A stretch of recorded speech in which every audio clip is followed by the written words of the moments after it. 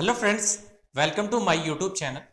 आज के वीडियो के अंदर हम डिस्कस करेंगे आप लोगों की जो वर्मी कल्चर वगैरह है, आप लोगों का जो बीएससी पार्ट थर्ड ईयर है उसके अंदर वर्मी कल्चर का पार्ट वगैरह है। आप लोगों के जो अप्लाइड वाली बुक वगैरह है पेपर थर्ड वगैरह, तो उसके अंदर यूनिट फर्स्ट है, तो उसके अंदर आप लोगों की जो वर्मी कल्चर वगैरह है, जो केंचुआ वगैरह वो होता है, उसका संवर्धन किस प्रकार से किया जाता है, तो उसके बारे में डिस्कस करेंगे। तो वीडियो को पैसेंस बना के देखना, वीडियो को एंड तक देखना, ठीक है। तो पैसेंस बना के रखिएगा।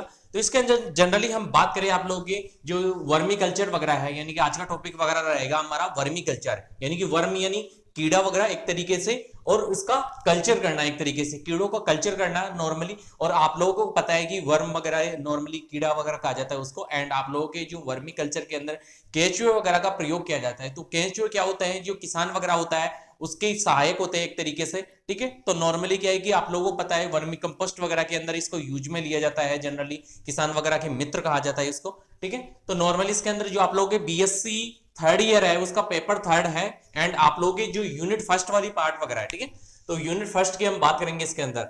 तो जनरली इसके अंदर आप लोगों के जो केंचुआ वगैरह होता है, तो उसका जो संवर्धन वगैरह होता है, तो उसकी डेफिनेशन वगैरह किस प्रकार से, तो उसके बारे में डिस्कस करते हैं। वर्मी कंपोस्ट किस प्रकार से बनाया जाता है, तो उसके बारे में देखेंगे। तो डेफिनेशन के बारे में देखते हैं। जनरली इसके अंदर केंचुए के संवर्धन अथवा इनका पालन पोषण कर इनकी संख्या में तीव्र वृद्धि कराने अर्थात इनकी खेती करने के विज्ञान को वर्मिकल्चर एंड इसके अंदर वर्मिकल्चर या केंचुओं का संवर्धन कल्चर ऑफ अर्थवर्म कहते हैं।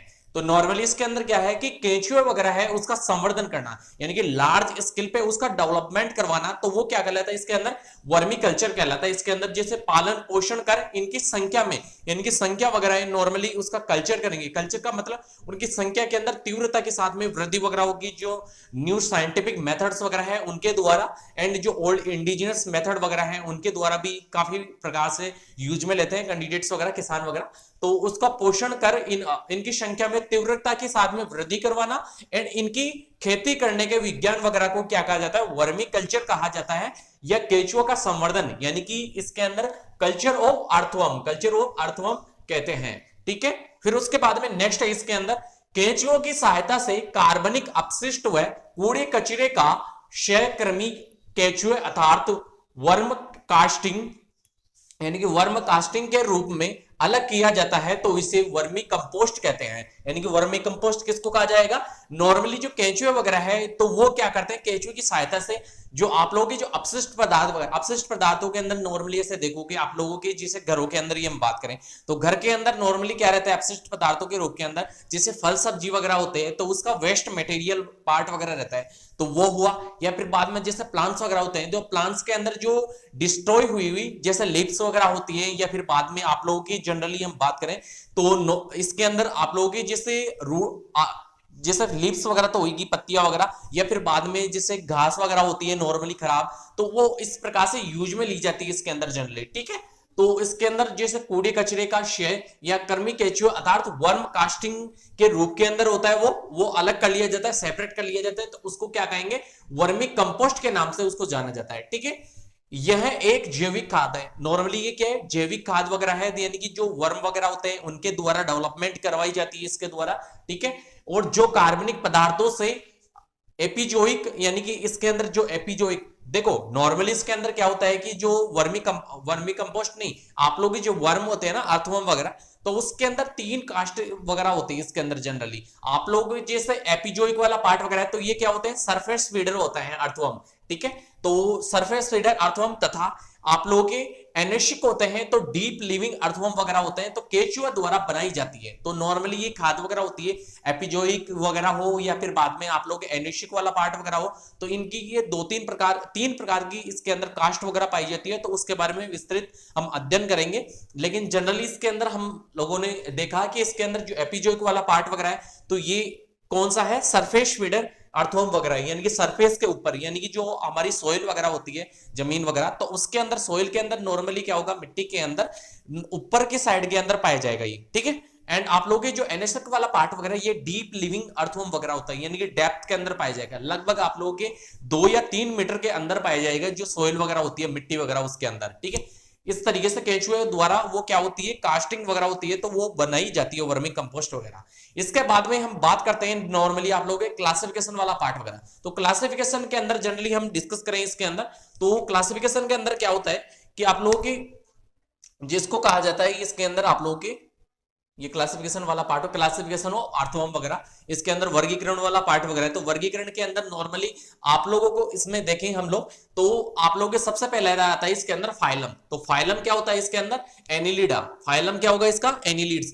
जितने भी एनिलिड्स वगैरह होते हैं उनके अंदर सेगमेंटेड बॉडी वगैरह होती है, ठीक है। तो अर्थवर्म वगैरह उसके अंदर आते हैं, ठीक है। तो एनिलिडा हो गया इसका, फाइलम वगैरह। उसके बाद में क्लास है, तो क्लास क्या होगी, ओलिगोकीटा, ठीक है। एंड ऑर्डर हो गया इसके अंदर ओपिस्थोपोरा, ठीक है। ऑर्डर हो गया इसका ओपिस्थोपोरा, और फैमिली हो गई इसकी मेगा मेगास्कोलिडी, मेगास्कोलिडी हो गई इसकी मेगास्कोलिडी। इसके बाद में जीनस हो गया इसका एशिनिया, एंड स्पीसीज वगैरह होगी इसकी फोइटिडा, ठीक है। काफी प्रकार की इसकी स्पीसीज वगैरह पाई जाती है नॉर्मली, ठीक है।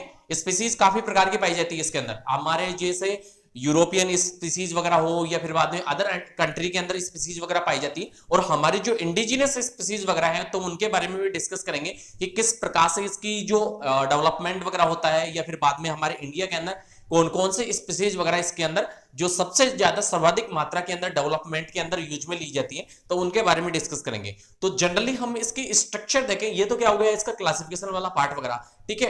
एंड हैबिट एंड हैबिटेट की बात करें हम लोग, आवास और स्वभाव की, आवास और स्वभाव वगैरह की बात करें, तो आवास और स्वभाव होता है जो केंचुए वगैरह होते हैं उनकी, कि जो सोइल वगैरह के अंदर रहेंगे नॉर्मली, ठीक है। तो सोइल वगैरह के अंदर रहते हैं, जैसे ऐसे मान लो कि जो डेप्थ के अंदर रहेंगे, या फिर बाद में मिड के अंदर रहेंगे, या फिर बाद में ऊपर सरफेस पे रहेंगे। तो हमने बात की जो आप लोग एपिजोइक वाला पार्ट वगैरह है, एपिजोइक जो स्पीसीज वगैरह वो कहां पे होती है, सरफेस फीडर वगैरह होती है अर्थवर्म, ठीक है। एनेसिक वाला क्या होता है, ये डेप्थ के अंदर पाया जाएगा, ठीक है। तो इसी प्रकार से और भी स्पीसीज वगैरह पाई जाती है इसकी नॉर्मली। इसके बाद में हम बात करिए तो हैबिट की बात होगी। हैबिटाट जो स्वभाव वगैरह है इसका नॉर्मल क्या होता है, नॉर्मल स्वभाव के होता है ये गुस्सैल प्रकृति की, जिस प्रकार से हनीबीज वगैरह के बारे में हम लोगों ने डिस्कस किया था, या फिर बाद में आप लोगों की जो टर्माइट्स वगैरह थे उनके बारे में डिस्कस किया। ऐसा स्वभाव नहीं है, शांत प्रकृति के होते हैं नॉर्मली ये, ठीक है। और इसकी जो बॉडी वगैरह होती है वो 100 से 120 खंडों के अंदर विभक्त रहती है। कितने खंडों में, यानी कि जो बॉडी सेगमेंट वगैरह होता है उसके 100 से 120 इसके अंदर देह के खंड वगैरह होते हैं, सेगमेंटेड होती है इसकी बॉडी, ठीक है, सेगमेंटेड होगी।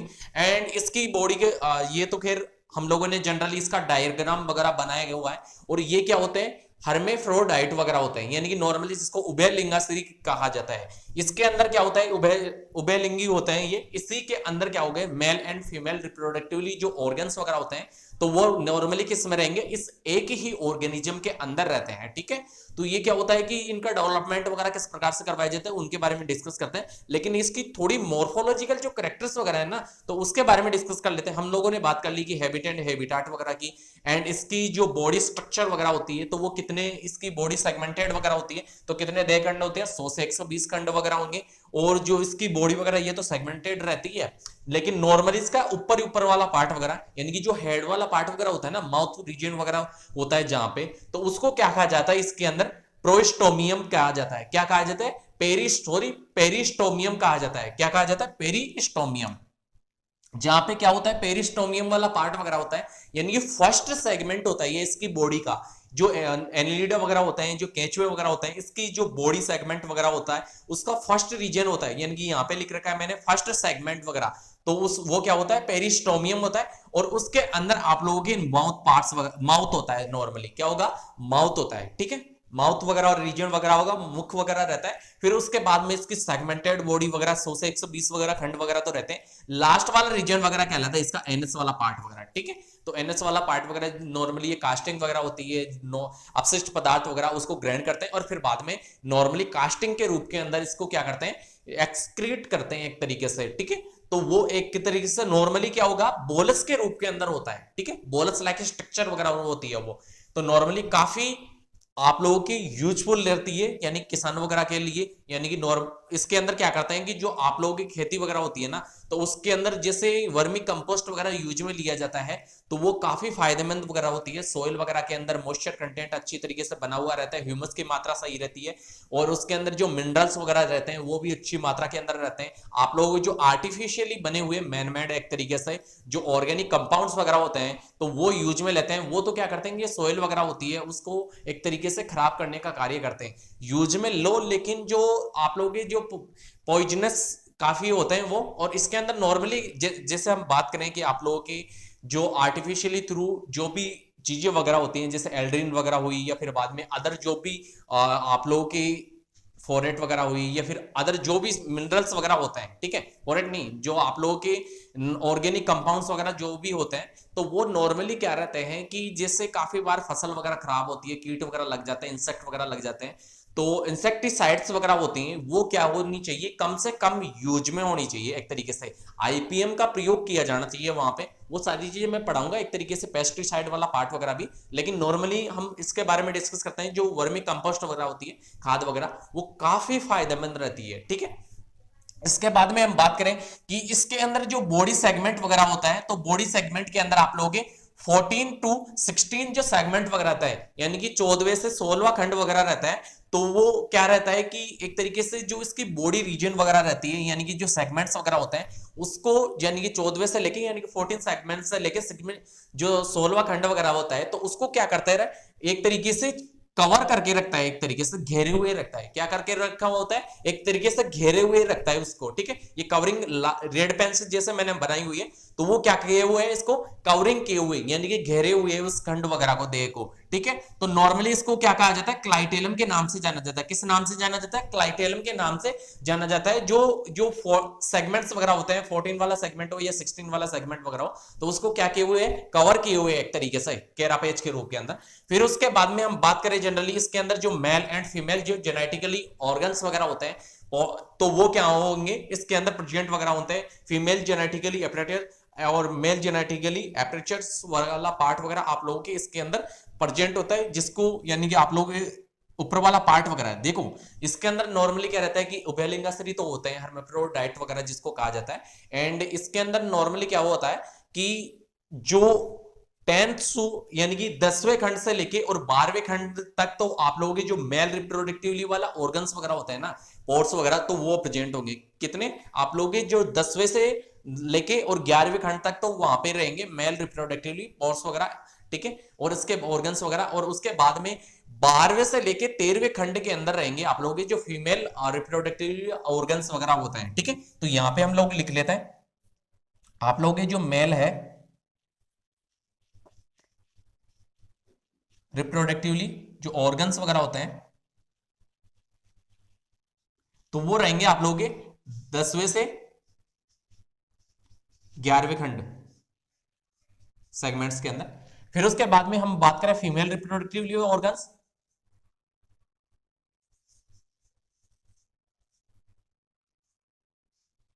वो रहते हैं आप लोगों के फीमेल रिप्रोडक्टिवली ऑर्गन्स, वो रहते हैं आप लोगों के 12वें से 13वें खंड, 213 सेगमेंट्स, ठीक है। तो सेगमेंट के अंदर ये नॉर्मली रहेंगे आप लोगों के, ठीक है। फिर उसके बाद में हम डिस्कस करते हैं इसके अंदर नॉर्मली आप लोगों के कि आप लोग जनरली देखो एक्चुअली इसके अंदर क्या होता है कि आप लोगों की जो फीमेल रिप्रोडक्टिव वाला जो जेनेटिकली एपरेचर वाला पार्ट वगैरह रहता है, तो इसके अंदर, और जैसे दूसरा वाला इसके अंदर जो आप लोगों के अर्थवम वगैरह होगा, ठीक है, दोनों के अंदर फ्यूजन होगा। फ्यूजन होने के बाद में इसके अंदर जो मेटिंग की जो भी रिएक्शंस वगैरह होगी, फिर उसके बाद में क्या होगा, नॉर्मली आप लोगों की एक तरीके से कोकून फॉर्मेशंस करवाई जाती है इसके द्वारा, कोकून फॉर्मेशंस वगैरह करवाई जाएगी। उसके बाद में न्यूली डेवलप्ड अर्थवम वगैरह निकलेगा, फिर बाद में मैच्योर होगा, उसके अंदर जुवेनाइल जो हार्मोन्स वगैरह होते हैं उसकी वजह से, फिर उसके बाद में डेवलपमेंट वगैरह होगा, एक मैच्योर आप लोगों के अर्थवम बन जाएगा। तो उसके बारे में लाइफ साइकिल के बारे में डिस्कस करेंगे। तो नॉर्मली हमने बात कर ली आप लोगों के जो फीमेल जेनेटिकली एपरेचर वाला पार्ट वगैरह, एंड आप लोगों के मेल जेनेटिकली एपरेचर वाला पार्ट वगैरह इसके अंदर प्रेजेंट वगैरह रहता है, और कौन से सेगमेंट वगैरह के अंदर प्रेजेंट रहेगा, तो उसके बारे में डिस्कस कर लिया, ठीक है। और इसकी देखो हमने आप लोगों को पता है कि इसके अंदर वीडियोस वगैरह ऑलरेडी अपलोड कर दिए गए हैं कि आप लोगों को डिसेक्शन करवाया था, ठीक है। तो डिसेक्शन वाले पार्ट वगैरह के अंदर इसके अंदर क्या रहते हैं, दो साइड वगैरह रहती है, एक तो डोर्सल साइड होती है और एक वेंट्रल साइड होती है। देखो तो डिसेक्शन हमेशा करते हैं तो डोर्सल साइड यानी कि ऊपर वाली सतह है ना उसी से करेंगे। तो नॉर्मली क्यों करते हैं, क्योंकि उसके अंदर एक्चुअली कि जो क्या करते हैं डिसेक्शन करते हैं ना, तो डिसेक्शन ऊपर वाले पार्ट से ही करेंगे, क्योंकि उसके अंदर जो आप लोग के जो नर्व सिस्टम वाला पार्ट वगैरह है तो वो वेंट्रल साइड के अंदर पाया जाएगा। अदर सतह होती है ना वहां पे नर्व सिस्टम वाला पार्ट वगैरह रहता है, तो नीचे से अगर कट वगैरह लगाएंगे डिसेक्शन करेंगे तो आप लोग का नर्व सिस्टम वाला पार्ट वगैरह उसके अंदर देखा जाता है तो वो कट हो जाएगा। तो अच्छी तरीके से आप लोग नहीं ऑब्जर्व कर पाओगे, देख पाओगे, तो आप लोग के डोर्सल साइड से उसके अंदर डिसेक्शन वगैरह करवाया जाता है, ठीक है। फिर उसके बाद में हम इसके अंदर जो इसकी जो स्पीसीज वगैरह है तो उसके बारे में डिस्कस करते हैं, ठीक है। स्पीसीज के बारे में डिस्कस करते हैं इसके अंदर। नेक्स्ट हम बात करते हैं आप लोगों के कैटेगरीज ऑफ अर्थवर्म, यानी कि केचुए की जो श्रेणियां वगैरह पाई जाती है, तीन प्रकार की श्रेणियों के अंदर इसको विभक्त किया गया है। जैसे न्यूट्रिशंस वगैरह हो या फिर बाद में अदर जो इसके कैरेक्टर्स वगैरह हैं उसके डिपेंड के अकॉर्डिंग इसको अलग अलग पार्ट्स के अंदर 3 पार्ट्स में डिवाइडेड किया गया है, 3 श्रेणियों के अंदर। कैटेगरीज ऑफ अर्थवर्म यानी केचुए की श्रेणियां वगैरह। केचुए को श्रेणियों के अंदर किस प्रकार से विभक्त किया गया है, उसके कैटेगरीज वगैरह कौन कौन सी ली गई हैं, या फिर बाद में किन करेक्टर के आधार पर, किन लक्षणों के आधार पर इनको वर्गीकृत किया गया है, तो उसके बारे में देखते हैं। तो केचुए को जमीन के धरातल में विभिन्न स्थानों पर रहने, उसके भोज्य पदार्थों एवं उनके द्वारा निकालते गए यानी कि निकाले गए आधार यानी कि आप लोगों के जो निकाले गए मल के आधार पर 3 श्रेणियों के अंदर इसको विभक्त किया गया है। यानी कि नॉर्मली हम ऐसे समझे इसके अंदर, यानी कि जो विभिन्न स्थलों पर रहता है नॉर्मली कि जैसे ऐसे मान लो कि सरफेस फीडर या फिर बाद में डेप्थ के अंदर रहता है, तो इस प्रकार से इसको क्या किया गया, वर्गीकृत किया गया। एंड इसके जो फूड एज ए न्यूट्रिशन वगैरह है एंड इसकी जो कास्टिंग प्रोडक्शंस वगैरह है उसके डिपेंड के अकॉर्डिंग इसको 3 कैटेगरीज के अंदर डिवाइडेशन वगैरह किया गया है। इसके बाद में इसके अंदर फर्स्ट वगैरह है जैसे एपिजेइक वगैरह, नेक्स्ट है एंडोजेइक और एनेशिक वगैरह। 3 कैटेगरीज के अंदर डिवाइडेशंस वगैरह किया गया है इसका। तो नॉर्मली फर्स्ट ऑफ ऑल हम देखते हैं एपिजेइक। तो एपिजेइक के अंदर नॉर्मली क्या होता है कि इस प्रजाति के केंचुए अधिकतर जमीन के ऊपर कचरे के ढेर में पाए जाते हैं। ये कहां पे होंगे, यानी कि इस प्रजाति के जो केंचुए वगैरह होते हैं अर्थवर्म जिनको कहा जाता है, तो वो यानी कि जमीन वगैरह है उसके ऊपर पाए जाते हैं, यानी कि सरफेस पे पाए जाएंगे, ठीक है। नॉर्मली कचरे के ढेर के अंदर पाए जाते हैं।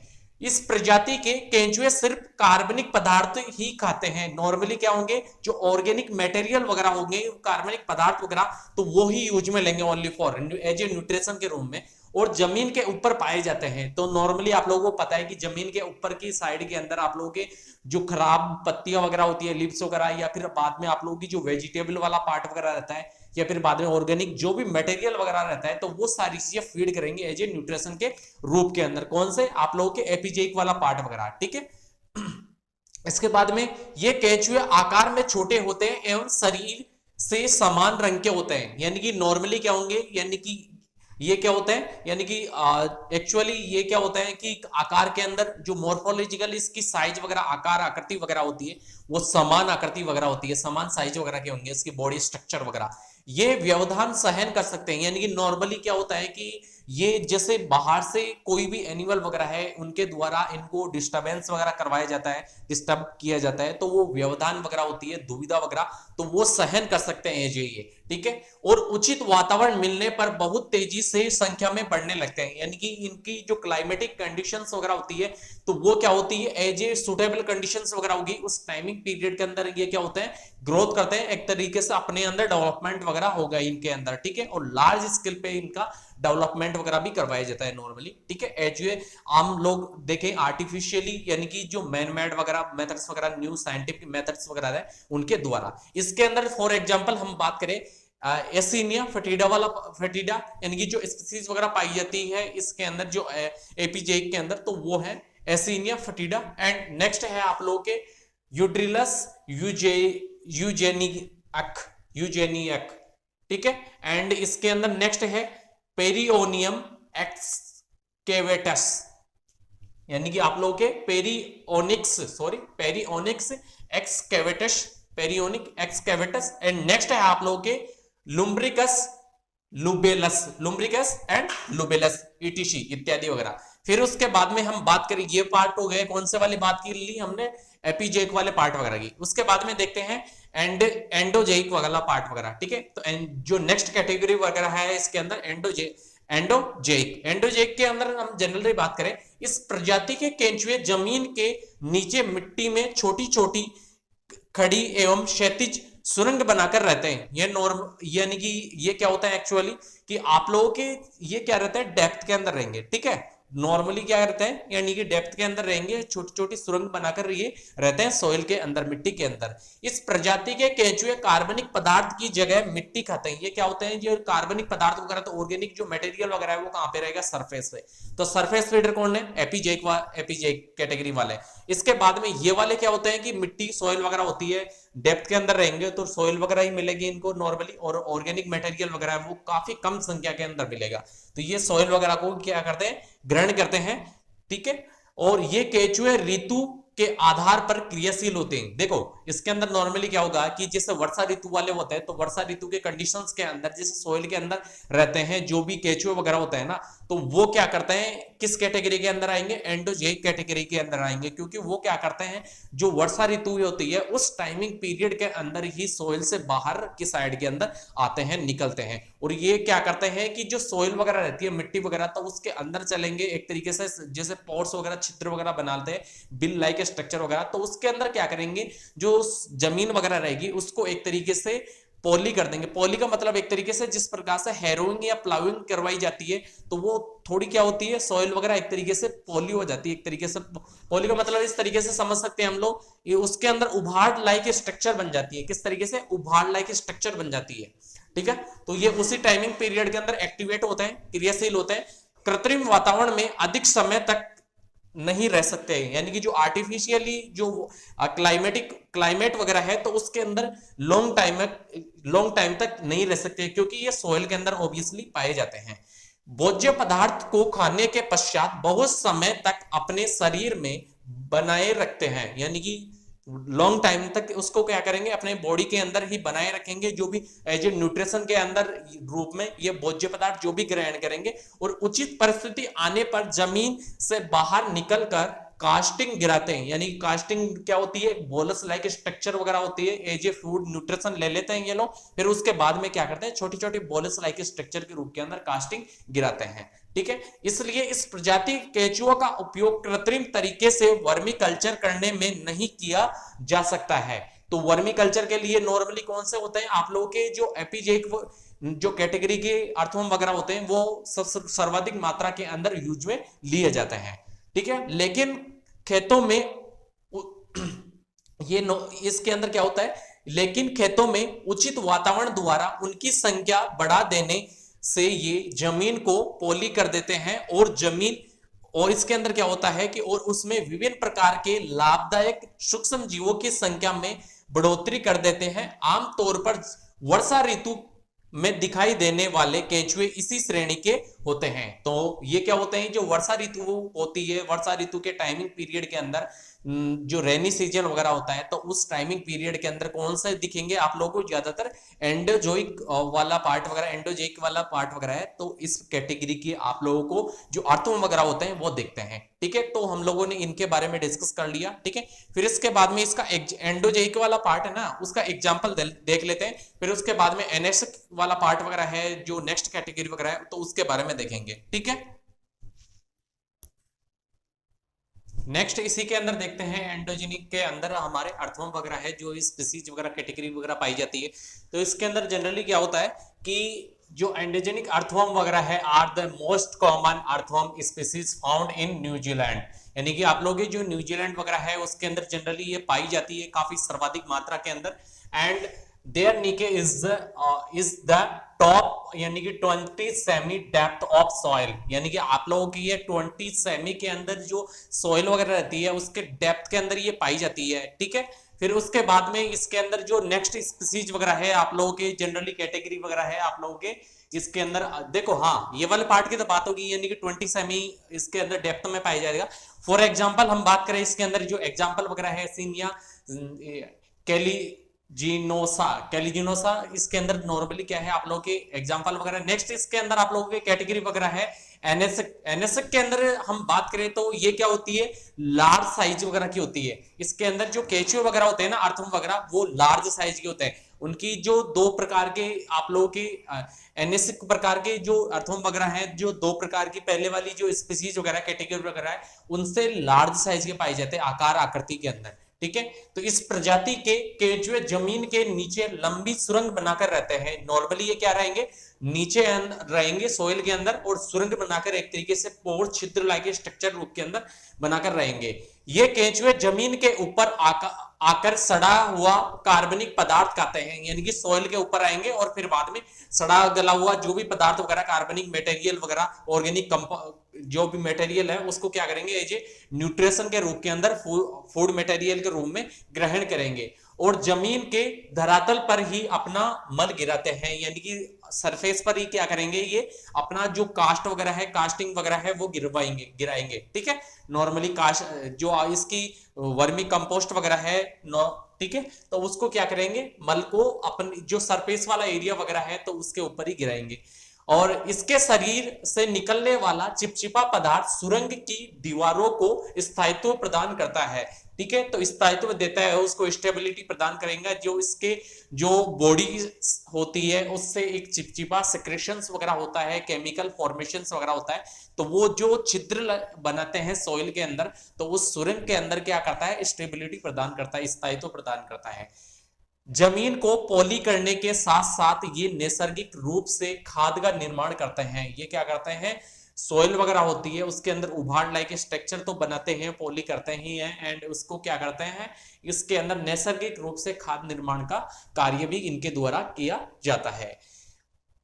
लेकिन इस प्रजाति के केंचुए किसी भी प्रकार के व्यवधान को सहन नहीं कर सकते हैं, इसलिए सिर्फ रात में ही जमीन से बाहर आते हैं। इनके बढ़ने की दर बहुत कम होती है। ये क्या होते हैं इसके अंदर, कि जैसे हम बात करें कि ये क्या होते हैं, किसी भी प्रकार के जो व्यवधान वगैरह की हम इस तरीके से समझ सकते हैं, जैसे सनलाइट वगैरह होती है, या फिर बाद में किसी भी प्रकार के जो टेम्परेचर वगैरह होता है, या फिर बाद में किसी भी प्रकार की जो डिस्टर्बेंस वगैरह होता है इनको, तो वो सहन नहीं कर सकते। नॉर्मली ये किसके अंदर आएंगे, रात्रि के अंदर ही ये बाहर के साइड में निकलते हैं। ठीक है, और इसकी जो रिप्रोडक्शन की जो गति वगैरह होती है, दर वगैरह होती है, वो क्या होती है, कम होती है। ठीक है, जो और दो प्रकार के हैं उनके कंपैरिजन के अंदर इनका जो जीवन काल वगैरह है, जीवन चक्र लंबा होता है, और आकार में भी बड़े होने के कारण उनका उपयोग कृत्रिम वर्मीकल्चर में नहीं किया जा सकता है। इसका क्या है कि जो से आकार आकृति के अंदर बड़े साइज के होते हैं, इनका जो डेवलपमेंटल स्टेजेस वगैरह है, यानी कि डेवलपमेंट वगैरह है, तो वो क्या होता है, कम प्रकार से होता है। कम का मतलब इस तरीके से समझ सकते हैं, यानी कि डेवलपमेंट वगैरह होता है, यानी कि ये अधिक लार्ज स्केल पे क्या होता है, कम विकसित वगैरह हो पाते हैं, यानी कि जल्दी से इसका क्या होता है कि देखो लाइफ साइकिल वगैरह है तो लॉन्ग होगी, तो इनके अंदर जनरली क्या होगा कि ये आकार साइज के अंदर भी बड़े हैं, तो ये रिप्रोडक्शन करके और फिर बाद में लार्ज स्केल पे डेवलपमेंट इनका ज्यादा नहीं करवाया जा सकता। तो इस वजह से इनका उपयोग कृत्रिम जो आर्टिफिशियली मेथड वगैरह है, न्यू साइंटिफिक मेथड वगैरह, तो उनके अंदर इसका कल्चर के अंदर उपयोग में कम काम में लिया जाता है। ठीक है, और इसके अंदर एग्जाम्पल की हम बात करें तो फॉर एग्जाम्पल इसके अंदर लुम्ब्रिकस टेरेस्ट्रस एंड इसके अंदर नेक्स्ट वगैरह है। आपके अंदर इसके अंदर एग्जाम्पल की हम बात करें, आप लोगों के जो एसाइनिक जो कैटेगरी वगैरह है उसके अंदर आप लोगों के अर्थवर्म एपोरेक्टोडिया लोंगा। ठीक है, तो ये एग्जाम्पल वगैरह हो गए। अब हम देखते हैं, ये तो 3 कैटेगरीज के अंदर हमने डिवाइडेशन वगैरह किया। ये जो न्यूट्रिशन हम बातें न्यूट्रिशन के लिए हम बात करें, या फिर बाद में किस जगह पे रहते हैं ये, तो यानी कि डेप्थ के अंदर रहेंगे या सरफेस पर रहेंगे, उनके आधार पर वर्गीकरण किया गया था। अब हम देखते हैं जो इंडिजिनस जो स्पीसीज वगैरह है, जिनको सब इंडिजिनस जो स्पीसीज वगैरह है, तो उसके अंदर आप लोगों के कौन कौन सी स्पीसीज वगैरह आती है, तो उनके बारे में हम लोग डिस्कस करते हैं। ठीक है, तो इसके बाद में इंडिजिनस जो स्पीसीज वगैरह है तो वो हम देखते हैं उसके अंदर।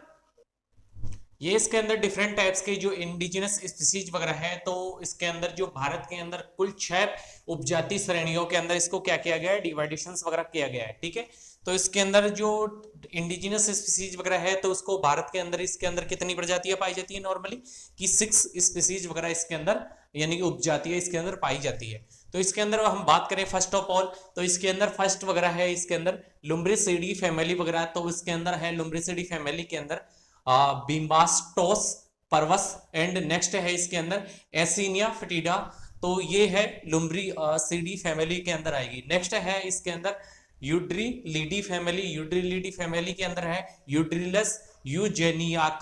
ठीक है, फिर उसके बाद में नेक्स्ट है मेगास्कोलेसिडी फैमिली वगैरह, मेगास्कोलेसिडी फैमिली के अंदर है अमिनथसे डिफ्रेजेंस, इसके अंदर डिफ्रीजेंस, एंड नेक्स्ट है पेरियोनिक्स एक्सकेवेटस, पेरियोनिक्स एक्सकेवेटस। ठीक है, इसके बाद में नेक्स्ट